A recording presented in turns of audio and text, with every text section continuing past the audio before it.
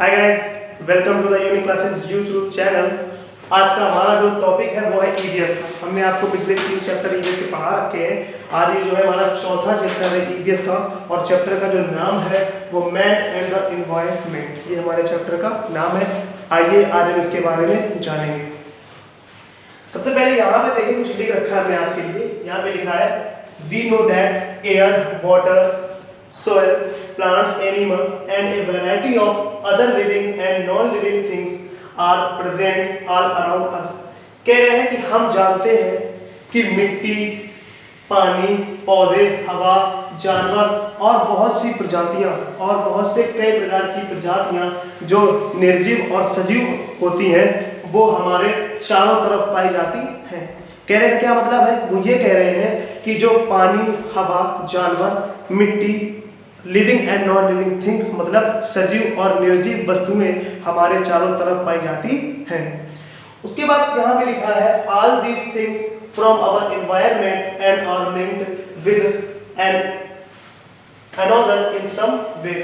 All these things, ये सभी जो वस्तुएं हैं, ये सभी जो वस्तुएं हैं आवर एनवायरनमेंट, ये सभी जो वस्तुएं हमारे पर्यावरण की, जो ये सभी वस्तुएं हमारे पर्यावरण की हैं, कह रहे हैं are linked with one another. ये क्या कह रहे हैं कि एक दूसरे से परस्पर कैसी लिंक है।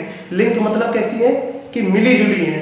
समझ रहे हैं? मिली जुली कैसे, लिंक कैसे है, एक दूसरे से भिन्न नहीं है, एक दूसरे से ही बिलोंग करती हैं। अब इसका क्या मतलब, जब आगे पढ़ेंगे तब इसके बारे में हम जानेंगे। यहाँ पे लिखा our earth is the only place where life is possible. कह रहे हमारी जो पृथ्वी है वो ऐसा स्थान है जहाँ पे जीवन संभव है। हमारी पृथ्वी एक ऐसा स्थान है जहाँ पर जीवन संभव है। लिखा है it has the condition which are necessary for life. यहाँ पर ही ऐसी कंडीशन पाई जाती है जहाँ पर जीवित रहना संभव है। हमारी पृथ्वी पर ही ऐसी कंडीशन पाई जाती है जहाँ जीवित रहना संभव है ना। उसके बाद लिखा है इट डिपेंड्स ऑन एनवायरनमेंट। ये किस पर निर्भर है? ये हमारे एनवायरनमेंट पे, ये हमारे पर्यावरण पर निर्भर है, क्योंकि हमारी पृथ्वी पर इस प्रकार का पर्यावरण पाया जाता है जिससे जीवन संभव है। और भी ग्रह हैं वहाँ पर इस तरीके का जीवन नहीं है, वहाँ पर जीवन बसर करना संभव नहीं है, क्योंकि इस तरीके का एनवायरनमेंट वहाँ नहीं पाया जाता। और अपने यहाँ अब हमारी पृथ्वी पर इस तरह का एनवायरनमेंट पाया जाता है जिससे यहाँ पर जीवन संभव है। उसके बाद यहाँ पर लिखा है कि our environment includes living, non-living things, air, weather and the sun। कह रहे हमारे पृथ्वी पर, हमारे environment पर, हमारे वातावरण पर include living things, हमारे पर्यावरण में इंक्लूड लिविंग थिंग्स का मतलब जीवित वस्तुएं या जीवित प्राणी, है ना। जीवित वस्तुएं जैसे प्राणी बोलते हैं, पेड़ पौधे सब लिविंग ही तो बोलते हैं। उसके बाद लिखा एंड नॉन लिविंग थिंग मतलब क्या होता है? निर्जीव वस्तुएं। क्या होते हैं? निर्जीव वस्तुएं। एंड एयर, हवा, वेदर मींस मौसम, एंड द सन टू, और सूरज और बहुत से अधिक चीजें, ये सब हमारे पर्यावरण में पाई जाती है। उसके बाद यहाँ पे लिखा है इकोसिस्टम। इकोसिस्टम मतलब होता है परितंत्र। अब इकोसिस्टम का क्या मतलब है इसको जरा ध्यान से समझिएगा, ये समझने लायक चीज है ना। लिखा है कि all the living and non living things making the ecosystem are dependent on one another. कह रहे हैं ऑल द लिविंग थिंग्स, जितनी भी जीवित वस्तुएं, all the living and non living things, जितनी भी सजीव और निर्जीव वस्तुएं हैं वो एक दूसरे से जुड़ी हुई, एक दूसरे पर आश्रित है। अब एक दूसरे पर आश्रित कहते हैं, लिखा है making the dependent on each other. कह रहे एक दूसरे पर, जो इकोसिस्टम से हमारे जो नॉन और नॉन लिविंग वस्तुएं हैं, है ना, ये एक दूसरे पर आश्रित है। अब कैसे आश्रित है? यहाँ पर देखिएगा, लिखा है man depends on plants and animal for his food. कह रहा है जो मनुष्य है वो निर्भर है, वो आश्रित है। किस पर आश्रित है? प्लांट्स एंड एनिमल्स, पौधों पर और जानवरों पर, पेड़ पौधों पर और जानवरों पर आश्रित है। किस लिए? अपने खाने के लिए, अपने भोजन के लिए, फॉर हिज फूड। अब कैसे? जैसे पेड़ पौधे से ही तो हमें सब्जियां मिलती हैं। अब एनिमल से कैसे? एनिमल जैसे कुछ लोग मांस खाते हैं, मीट खाते हैं ना, उसको ही बोलते हैं ना। इस तरीके से वो जानवरों पर आश्रित है। जैसे गाय, जानवरों से किस प्रकार, जैसे गाय भैंस ये हमें दूध देती हैं, तो इसी प्रकार तो इनसे आश्रित है ना। और भी बहुत से कारण होते हैं इस तरीके के वहाँ पे। और यहाँ पे लिख रखा है in the same way animals depend on plants and other animals for their food. और इसी प्रकार जो जानवर है वो भी पेड़ पौधों पर आश्रित है और दूसरे जानवरों पर आश्रित है। अब आप ये सोच रहे होंगे जो जानवर है वो जानवरों पर कैसे आश्रित है? जैसे हमारा शेर होता है भाई, वो भी एक जानवर है। लेकिन वो क्या करता है, जानवरों को ही खाता है। जैसे हिरन है, बकरी है, वो खाता है ना, तो वो भी जानवरों पर ही तो आश्रित है, क्योंकि वो मांस खाता है, उसे मांस कहाँ मिलता है, दूसरे जानवरों से, तो वो भी आश्रित ही है ना। तो इसी प्रकार जो हमारे man and non living and non living things है, वो एक दूसरे से आश्रित है। अब हम बात करते हैं कम्युनिटी। कम्युनिटी मतलब होता है समुदाय। लिखा है ए स्मॉल और large group of living things having something in common is called a community. कह रहे ए स्मॉल और लार्ज ग्रुप ऑफ एनिमल, कह रहे एक छोटे और बड़े,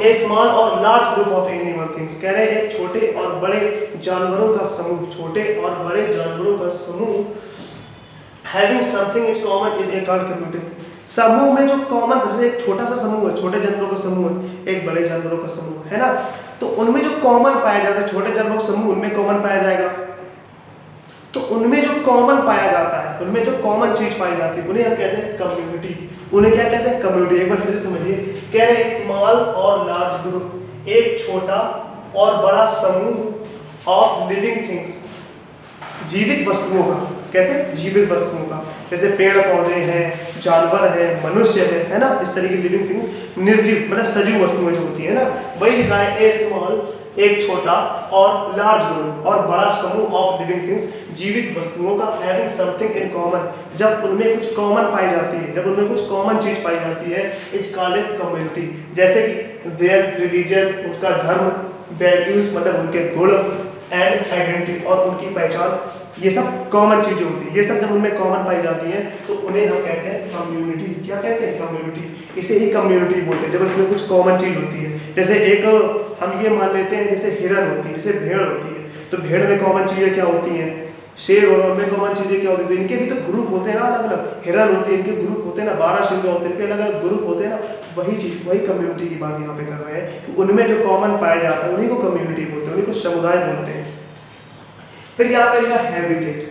क्या लिखा है, हैबिटेट। लिखा है एवरीथिंग इन ए कम्युनिटी, कह रहे एवरीथिंग सब कुछ इन ए कम्युनिटी, एक समुदाय में, हैज विच स्पेशल प्लेस, उनके पास एक स्पेशल प्लेस होता है, एक स्पेशल स्थान होता है, इन विच दैट इज फाउंड, जहां पर वह पाए जाते हैं। उनके पास एक स्पेशल स्थान होता है जहां पर वह पाए जाते हैं।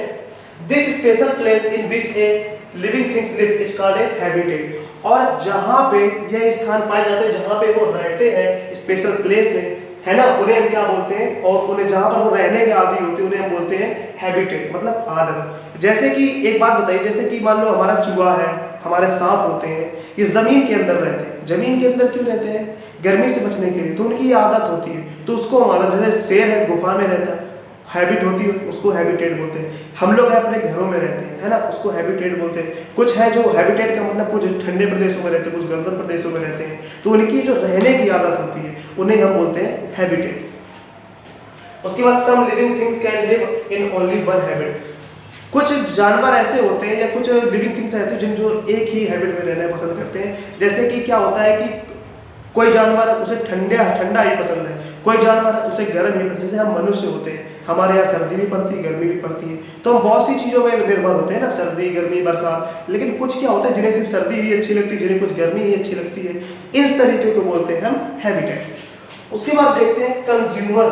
कंज्यूमर में वैसे तो उपभोक्ता होता है, यहाँ भी वही मतलब निकलेगा। आप देखिएगा कैसे लिखा है, plants are called the producers. जो प्लांट्स आर कॉल्ड प्रोड्यूसर्स। उसके बाद लिखा है they help store the energy in the form of food. Animals and human beings eat their food and utilise the energy, utilise the energy store in for their work. कह रहे हैं जो animals और human beings होते हैं वो क्या करते हैं, हम लोग animals and human beings eat their food, हम लोग अपने खाने को खाते हैं, है ना, हम लोग अपने खाने को खाते हैं। किस लिए खाते हैं, क्योंकि हम एनर्जी स्टोर करें, एनर्जी स्टोर कर सके और उस एनर्जी को क्या कर सके, अपनी एक्टिविटी में कन्वर्ट कर सके। एक्टिविटी में कन्वर्ट मतलब कैसे कैसे क्या होता है, हम खाना किस लिए खाते हैं। अब एक बार बताइए, मोटरसाइकिल में पेट्रोल किस लिए पड़ता है, ताकि उसको एनर्जी मिले, वो चलने का काम करे। हम खाना किस लिए खाते हैं, ताकि हमें एनर्जी मिले। हम जो अपने काम है या कुछ कोई काम करने जाता है, कोई ऑफिस जाता है, कोई पढ़ने जाता है, कुछ भी करता है ना, उस काम को वो कर सके, तो उसको हम बोलते हैं कंज्यूमर। तो इस तरीके के इसमें काम होते हैं। लिखा भी है यूटिलाइज, यूटिलाइज मतलब होता है का उपयोग करना, the energy stored in for their activities, अपनी एक्टिविटीज में एनर्जी का प्रयोग करना। Animals are therefore called consumer, इस प्रकार के जो जानवर होते हैं उन्हें हम इस प्रकार से जो हम क्रिया करते हैं उसको हम कंज्यूमर बोलते हैं, तो इन्हें हम कंज्यूमर बोलते हैं। और यहाँ लिखा भी है प्लांट्स आर कॉल्ड प्रोड्यूसर, जो हमारे पौधे होते हैं पौधे उत्पादक, क्या होते हैं उत्पादक, जिन्हें मनुष्य भी खाते हैं, पेड़ पौधे भी खाते हैं अपनी एनर्जी के लिए, है ना, तो वही सब है, तो वही सब होता है यहाँ पे। तो इस तरीके से इनको हम कंज्यूमर बोलते हैं। अब हम बढ़ेंगे अपने अगले टॉपिक की तरफ।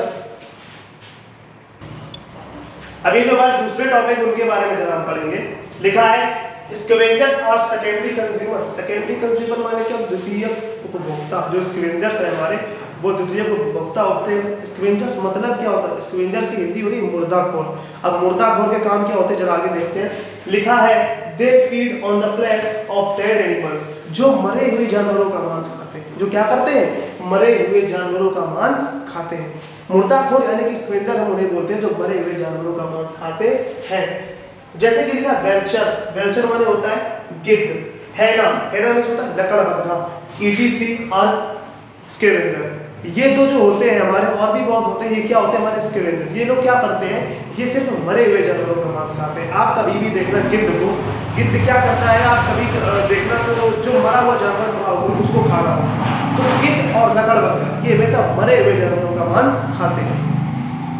उसके बाद लिखा है animal that eat both plants and animals are called omnivorous. Animal जानवर जो ईट जो खाता है, बोथ जो दोनों चीजें खाता है, क्या खाता है, प्लांट्स एंड एनिमल, पेड़ पौधों को भी खाता है और एनिमल्स मतलब जानवरों को भी खाता है, आर कॉल्ड ओमनिवोरस। उसे हम क्या बोलते हैं, सर्वाहारी। क्या बोलते हैं, सर्वाहारी, जो सब कुछ खा रहे हैं, भाई प्लांट्स को भी खा रहा है और जानवरों को भी खा रहा है, उसे हम क्या बोल देंगे, ओमनिवोरस मतलब सर्वाहारी। उसके बाद लिखा है bear, dog, crow, etc. Bear भालू दोनों चीजें खाता है, प्लांट्स को भी खाता है और जानवरों को भी खाता है। डॉग, आप कुत्ते को जानते हैं, कुत्ता दूध रोटी भी खा लेता है अपने घर में, है ना, और क्या बोलता है मांस भी खा लेता, अंडे भी खा लेता, सब कुछ खाता है ना वो, उसको भी हम सर्वाहारी बोल सकते हैं। उसके बाद बात करते हैं कौवे की, कौवे भी खा लेता। कौवा आपके घर में कोई चीज़ रखी होगी, खुली रखी हो तो खा जाएगा। और हम लोग अपने घर में अधिकतर तो हम लोग शाकाहारी चीजें ही रखते हैं ना, तो वो भी खा लेगा। अब कहीं से देखते हो कि हड्डी वड्डी भी खा लेता है, मांस भी खा लेता है, तो ये कौवा का भी यही काम होता है, ये लोग ओमनिवोरस होते हैं। उसके बाद लिखा 10 human being are of two types, vegetarian and non vegetarian. इसी प्रकार से ह्यूमन बीइंग मतलब जो मानव होते हैं, इसी प्रकार जो मनुष्य होते हैं वो भी दो प्रकार के होते हैं। किस प्रकार के होते हैं, पहला टाइप होता है वेजिटेरियन और दूसरा होता है नॉन वेजिटेरियन।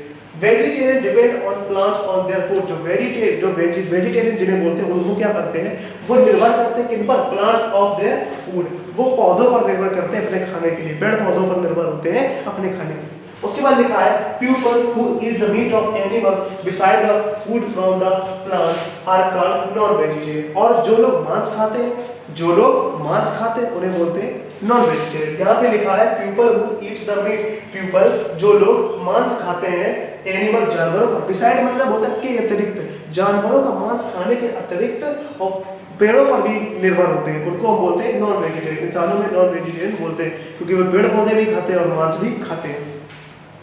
अब यहाँ पे जैसे हमने आपके लिख रखा है, आप देख सकते हैं प्लांट्स, प्लांट्स किसके द्वारा खाए जाते हैं, हार्बीवोरस। हार्बीवोरस मतलब क्या होते हैं, शाकाहारी, जैसे कि बफेलो भैंस, शीप मतलब भेड़, एलिफेंट मतलब हाथी। ये लोग शाकाहारी होते हैं, ये मांस नहीं खाते, ये शाकाहारी होते हैं। इनके द्वारा खाई जाती है क्या, घास। और घास किनके द्वारा खाई जाती है, प्लांट्स, यानी प्लांट्स पौधे और किनके द्वारा खाए जाते हैं, ईटन बाय ओमनिवोरस। ओमनिवोरस मतलब जो सर्वाहारी होते हैं। कुछ जानवर हमारे ऐसे भी होते हैं, अभी मैंने यहाँ पे आपको बताया कि animal that eat both plant and animals are called omnivorous, जैसे बियर, डॉग्स, क्रोस, ईटीसी। तो इस प्रकार से जो ओमनिवोरस होते हैं वो भी प्लांट्स को खाते हैं, वो भी पेड़ पौधों को खाते हैं। उसके बाद लिखा है शीप, शीप मतलब होता है भेड़, भेड़ मतलब भेड़ में भी मांस ही होता है, तो sheep eaten by carnivorous. Carnivorous मतलब होता है मांसाहारी, क्या होता है, मांसाहारी। तो मांस किसके द्वारा खाया जाता है, मांसाहारी लोगों के द्वारा खाया जाता है ना। उसके बाद यहाँ देखिए जैसे कि टाइगर, लॉयन, ये सब क्या होते हैं, ये तो घास नहीं खाते ना। आप देखते होंगे कभी, दृश्य देखते होंगे या डिस्कवरी में आप देखते होंगे, तो आप कभी टाइगर को या लॉयन को शिकार करते हुए देखें तो आप यही पाएंगे कि वो हमेशा मांस ही खा रहे हैं, है ना। उसके बाद लिखा है स्मॉल कार्निवोरस। स्मॉल कार्निवोरस माने कर जो छोटे जंतु होते हैं, जो छोटे मांसाहारी जंतु होते हैं, वो क्या करते हैं, ईटन बाय लार्ज कार्निवोरस। जो छोटे मांसाहारी जंतु होते हैं उन्हें बड़े वाले जो मांसाहारी जंतु होते हैं वो खा जाते हैं। जैसे कि हमारा लकड़बग्गा है, जो हमारे से लकड़बग्गा और बहुत से छोटे छोटे जानवर होते हैं जो मांस खाते हैं। अब कभी कभी जो बड़े एनिमल्स मतलब कि लार्ज कार्निवोरस, जो जैसे शेर है, अब शेरों के पास आ गए तो जो छोटा है वो तो शेरों के द्वारा मार दिया जाएगा, शेर के द्वारा मार दिया जाएगा, खा लिया जाएगा। तो वही यहाँ पे लिखा है small carnivorous eaten by large carnivorous. उसके बाद यहाँ पे लिखा है small omnivorous eaten by large omnivorous. Small omnivorous मतलब जो छोटे सर्वाहारी होते हैं, जो छोटे सर्वाहारी जंतु होते हैं वो बड़े सर्वाहारी जंतुओं के द्वारा खा लिए जाते हैं। जैसे कि भालू है हमारा, जैसे कि भालू है। अब भालू दोनों चीजें खाता है ना, भालू दोनों चीजें खाता है, घास भी खाता है और मांस भी खाता है। तो जब इसके सामने कोई छोटा ऐसा जानवर आता है तो वो उसे भी खा लेता है। इस तरीके से आप देख रहे हैं कि आपने पूरा लेसन पढ़ा, आप देख रहे हैं कि प्लांट्स, एनिमल्स, ह्यूमन बीइंग सब एक दूसरे से निर्भर है। कैसे है? सब एक दूसरे से निर्भर है, सब एक दूसरे पे डिपेंड है, कोई एक दूसरे से अलग नहीं है। आई होप आपको ये चैप्टर समझ में आया होगा। अगर आपको चैप्टर समझ में नहीं आता है, कोई प्रॉब्लम होती है तो हमें कमेंट बॉक्स में जरूर बताएं, या आपके पास जो हमारा कॉन्टैक्ट नंबर दिया गया उस पर जरूर बताएं। तब तक के लिए सुरक्षित रहें। थैंक यू, जय हिंद।